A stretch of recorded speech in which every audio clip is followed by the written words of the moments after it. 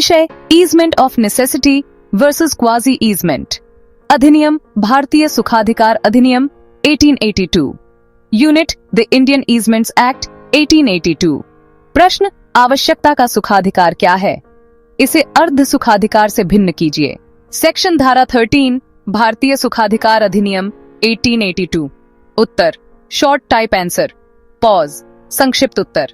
धारा 13 के अनुसार जब कोई संपत्ति अलग कर दी जाती है और उस अलग की गई संपत्ति का उपयोग बिना किसी दूसरे रास्ते के संभव नहीं है तो उस पर आवश्यकता का सुखाधिकार आरोपित माना जाएगा। ईजमेंट ऑफ नेसेसिटी केवल तब होता है जब बिना उस सुखाधिकार के संपत्ति का प्रयोग असंभव हो। पॉज क्वाजी ईजमेंट तब होता है जब कोई स्वामी खुद अपने ही दो हिस्सों के बीच इस तरह उपयोग करता है कि उसे अलग अलग मालिकों के लिए भी सुखाधिकार की तरह माना जा सके। Medium type answer. पॉज मध्यम उत्तर। धारा 13 के अनुसार आवश्यकता का सुखाधिकार जब कोई संपत्ति अलग की जाती है और उस अलग की गई संपत्ति के प्रयोग हेतु किसी अन्य संपत्ति के उपयोग की आवश्यकता होती है तो यह माना जाएगा कि एक आवश्यक सुखाधिकार अस्तित्व में है। इसे ईजमेंट ऑफ नेसेसिटी कहते हैं। परिभाषा। पॉज लेखकों के अनुसार डॉक्टर R.K. सिन्हा। पॉज जब संपत्ति का उपयोग केवल किसी अन्य संपत्ति पर निर्भर हो और बिना उस अधिकार के वह उपयोग असंभव हो तब वह आवश्यकता का सुखाधिकार कहलाता है। डॉक्टर अवतर सिंह। पॉज यह एक ऐसा अधिकार है जो संपत्ति की अनिवार्य उपयोगिता से उत्पन्न होता है। Doctor S.N. शुक्ला। पॉज जब संपत्ति को प्रयोग में लाने के लिए कोई वैकल्पिक रास्ता उपलब्ध न हो तब वह आवश्यकता का सुखाधिकार होता है। मुला। पॉज इसे केवल वही व्यक्ति प्राप्त कर सकता है जिसने अलग की गई संपत्ति को प्राप्त किया हो। टी भट्टाचार्य। पॉज यह अधिकार केवल तब उत्पन्न होता है जब पूर्ण आवश्यक हो और कोई दूसरा रास्ता मौजूद न हो। G.P. त्रिपाठी। पॉज यह एक निष्क्रिय सुखाधिकार है जो संपत्ति के विभाजन पर स्वयमेव उत्पन्न होता है। डॉक्टर रेगा सूर्या राव। पॉज यह विशेष परिस्थिति में जन्म लेता है जब उपयोग असंभव हो। Doctor S.R. मेनेनी। पॉज यह सुखाधिकार न्याय द्वारा निहित किया जाता है और यह संपत्ति के स्वाभाविक उपयोग से जुड़ा होता है। पूनम। पॉज आवश्यकता का सुखाधिकार स्वभावतः उत्पन्न होता है और इसके लिए अनुबंध की आवश्यकता नहीं होती। अर्ध सुखाधिकार। पॉज क्वाजी ईजमेंट जब कोई स्वामी अपनी ही दो संपत्तियों का ऐसा उपयोग करता है कि एक का उपयोग दूसरी के माध्यम से हो रहा हो और फिर वह संपत्तियां अलग अलग व्यक्तियों को दे दी जाएं, तो इस स्थिति को क्वाजी ईजमेंट कहते हैं। मुख्य अंतर। पॉज आवश्यकता का सुखाधिकार केवल तब उत्पन्न होता है जब बिना उस सुखाधिकार के संपत्ति का प्रयोग असंभव हो। क्वाजी ईजमेंट में पहले से मौजूद प्रयोगात्मक लाभ का उपयोग नई स्थिति में कानूनी अधिकार बन जाता है। महत्वपूर्ण case law. Pause Maneklal V Phulabhai AIR 1916 Bom 206। Pause court ने कहा कि आवश्यकता का सुखाधिकार केवल वास्तविक आवश्यकता पर आधारित होना चाहिए। V Krishnaswamy V Rangaswamy AIR 1918 Mad 987। Pause आवश्यकता की अनिवार्यता को स्पष्ट किया गया। Long type answer. दीर्घ उत्तर। परिचय। भारतीय सुखाधिकार अधिनियम 1882 के अंतर्गत कुछ विशेष अधिकार दिए गए हैं जो संपत्ति के उपयोग को सुगम बनाते हैं। ऐसा ही एक अधिकार है आवश्यकता का सुखाधिकार जो कि धारा 13 में वर्णित है।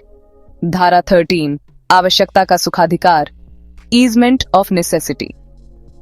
जब एक संपत्ति को इस प्रकार विभाजित किया जाता है कि उस विभाजित हिस्से तक पहुंचने के लिए अन्य हिस्से का उपयोग अनिवार्य हो तो उपयोगकर्ता को उस दूसरे हिस्से पर आवश्यक रूप से सुखाधिकार प्राप्त होगा। यह केवल पूर्ण आवश्यकता की स्थिति में ही उत्पन्न होता है। अपवाद। एक्सेप्शंस ईजमेंट ऑफ नेसेसिटी के। 1. वैकल्पिक रास्ता उपलब्ध हो। यदि अलग की गई संपत्ति तक पहुंचने का कोई अन्य वैकल्पिक रास्ता मौजूद है तो ईजमेंट ऑफ नेसेसिटी उत्पन्न नहीं होता। उदाहरण, यदि संपत्ति तक गली या सरकारी रास्ता मौजूद है तो भले ही दूसरा रास्ता अधिक सुविधाजनक हो, आवश्यकता का सुखाधिकार नहीं मिलेगा। Case law. Maneklal V Phulabhai AIR 1916 Bom 206। न्यायालय ने कहा कि अगर किसी भी तरह से पहुंच संभव है तो आवश्यकता का सुखाधिकार नहीं माना जाएगा। 2. केवल सुविधा के लिए प्रयोग हो। अगर सुखाधिकार केवल सुविधा या सहूलियत के लिए मांगा गया है न कि पूर्ण आवश्यकता के आधार पर तो यह अपवाद माना जाएगा और ऐसा सुखाधिकार नहीं दिया जाएगा। उदाहरण, अगर रास्ता लंबा है लेकिन मौजूद है तो केवल निकटता या सुविधा आधार नहीं बन सकती। 3. स्वयं के कार्य से बाधा उत्पन्न करना, सेल्फ क्रिएटेड नेसेसिटी। अगर कोई व्यक्ति खुद ही ऐसी परिस्थिति बनाता है जिससे संपत्ति का उपयोग असंभव हो जाता है तो वह ईजमेंट ऑफ नेसेसिटी का दावा नहीं कर सकता। उदाहरण, ए ने जानबूझकर अपनी जमीन के चारों ओर दीवार खड़ी कर दी और अब कहता है कि उसे बी की जमीन से रास्ता चाहिए, तो यह आत्मनिर्मित आवश्यकता है। 4. केवल आर्थिक कारणों से मांग। यदि कोई केवल व्यावसायिक लाभ या आर्थिक वजहों से किसी सुखाधिकार को आवश्यक बताता है तो यह अपवाद के अंतर्गत आएगा। उदाहरण, दुकानदार कहे कि सामने वाला रास्ता व्यावसायिक दृष्टि से लाभदायक है पर अन्य रास्ता है तो सुखाधिकार नहीं मिलेगा। 5. संपत्ति का विभाजन अनुचित या अवैध हो।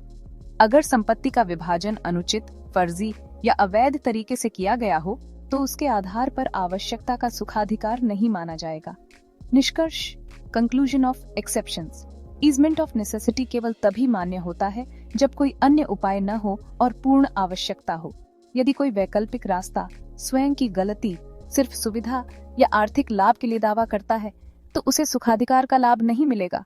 विशेषताएं। 1. यह संपत्ति के विभाजन से उत्पन्न होता है। 2. यह केवल वास्तविक आवश्यकता पर आधारित होता है। 3. यह अधिकार न्याय द्वारा निहित होता है, अनुबंध से नहीं। 4. संपत्ति के उपयोग में बाधा उत्पन्न होने पर यह स्वतः लागू होता है। 5. यह अंत तक बना रहता है जब तक वैकल्पिक साधन उपलब्ध न हो जाए। अर्ध सुखाधिकार, क्वाजी ईजमेंट। जब कोई स्वामी अपनी संपत्ति के 2 भागों का ऐसा उपयोग करता है कि एक भाग के प्रयोग हेतु दूसरे का प्रयोग किया जाता है और बाद में वे संपत्तियां अलग अलग मालिकों को दे दी जाती हैं, तो उस प्रयोग की निरंतरता को देखकर न्यायालय इसे अर्ध सुखाधिकार मान सकता है। मुख्य अंतर, ईजमेंट ऑफ नेसेसिटी उत्पत्ति पूर्ण आवश्यकता से होती है। क्वाजी ईजमेंट उत्पत्ति पूर्व प्रयोग की निरंतरता और स्पष्टता से होती है। ईजमेंट ऑफ नेसेसिटी बिना अधिकार दिए भी मान्य। क्वाजी ईजमेंट केवल स्पष्ट एवं लगातार उपयोग पर आधारित। Case law, Maneklal V Phulabhai, आवश्यकता की पूर्णता पर जोर। Wheeldon V Burrows, UK law, quasi easement की अवधारणा विकसित की। निष्कर्ष, आवश्यकता का सुखाधिकार संपत्ति के उपयोग की पूर्ण अनिवार्यता पर आधारित है, जबकि अर्ध सुखाधिकार पूर्व से मौजूद प्रयोग पर आधारित होता है। दोनों ही न्यायिक रूप से मान्य हैं, लेकिन उत्पत्ति के आधार भिन्न होते हैं। 10 problem based questions. Pause, PBQs with medium long answers। 1. प्रश्न। पॉज, राम के पास 2 जमीनें थीं, A और B। उसने B को श्याम को बेच दिया, पर B तक पहुंचने के लिए A से होकर रास्ता है। क्या श्याम को A पर ईजमेंट ऑफ नेसेसिटी मिलेगा? उत्तर, पॉज, धारा 13 ईजमेंट एक्ट। मूल समस्या, रास्ते की कोई अन्य वैकल्पिक व्यवस्था नहीं है। कानूनी सिद्धांत, यदि अलग की गई संपत्ति B तक पहुंचने का और कोई उपाय न हो तो नया स्वामी श्याम को A पर आवश्यकता का सुखाधिकार मिलेगा। Case law, pause, Maneklal V Phulabhai. निष्कर्ष, हाँ, श्याम को A पर ईजमेंट ऑफ नेसेसिटी प्राप्त होगा। 2. प्रश्न। पॉज, सीमा के घर का पीछे वाला हिस्सा गली से नहीं जुड़ता, केवल पास वाले मकान की छत के सहारे वह ऊपर जाती है। क्या यह आवश्यकता का सुखाधिकार है? उत्तर, पॉज, मूल समस्या, वैकल्पिक रास्ता उपलब्ध है या नहीं। यदि छत का उपयोग केवल सुविधा के लिए है और अन्य रास्ता उपलब्ध है तो ईजमेंट ऑफ नेसेसिटी नहीं माना जाएगा। निष्कर्ष, यदि कोई वैकल्पिक रास्ता है तो यह आवश्यकता का सुखाधिकार नहीं होगा। 3. प्रश्न। पॉज, एक मकान का स्वामी उस मकान का उपयोग अपने गार्डन के लिए करते हुए पीछे की भूमि का उपयोग करता है। बाद में वह पीछे की भूमि किसी और को बेच देता है। क्या नया मालिक क्वाजी ईजमेंट का दावा कर सकता है? उत्तर, पॉज, मूल समस्या, क्या प्रयोग निरंतर, स्पष्ट और नियमित था? कानूनी नियम, पॉज, वील्डन वी बरोज। निष्कर्ष, हाँ, यदि उपयोग स्पष्ट, निरंतर और स्पष्ट था तो क्वाजी ईजमेंट माना जाएगा। 4. प्रश्न। पॉज, किसी भवन में एक मार्ग केवल पूजा करने हेतु प्रयोग में लाया जाता है और अन्य रास्ता मौजूद है। क्या यह ईजमेंट ऑफ नेसेसिटी होगा? उत्तर, पॉज, निष्कर्ष नहीं, क्योंकि वैकल्पिक रास्ता है और उद्देश्य धार्मिक सुविधा है, इसलिए यह आवश्यकता नहीं मानी जाएगी। 5. प्रश्न।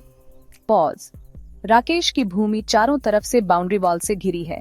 और एकमात्र रास्ता उसके पड़ोसी की जमीन से होकर जाता है, क्या वह ईजमेंट ऑफ नेसेसिटी मांग सकता है? उत्तर पॉज। निष्कर्ष हाँ, क्योंकि अन्य कोई रास्ता नहीं है। धन्यवाद। पॉज। आशा है यह विषय आपको समझ आया होगा। भारतीय सुखाधिकार अधिनियम 1882 के अंतर्गत ईजमेंट ऑफ नेसेसिटी और क्वाजी ईजमेंट के बीच के अंतर को समझना कानूनी अध्ययन के लिए अत्यंत महत्वपूर्ण है। धन्यवाद।